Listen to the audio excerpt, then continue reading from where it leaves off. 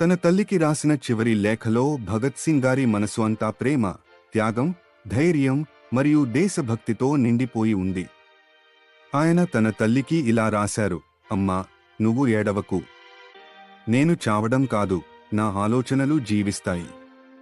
ఈ మాటల్లో ఆయన త్యాగం ఎంత మహత్తరమో స్పష్టమవుతుంది. తన ప్రాణం పోతుందేమో కానీ దేశం కోసం చేసిన త్యాగం ఎప్పటికీ చావదని ఆయన గట్టిగా నమ్మాడు.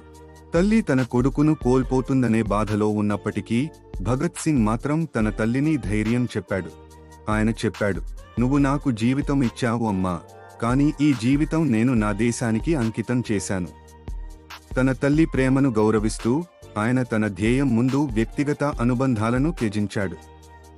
భగత్ సింగ్కి దేశం అంటే దేవుడే. ఆయన అన్నాడు: దేవుడు నన్ను రక్షించలేడు, కానీ నా దేశం కోసం నేను రక్తం కారిస్తే అది నిజమైన పూజ.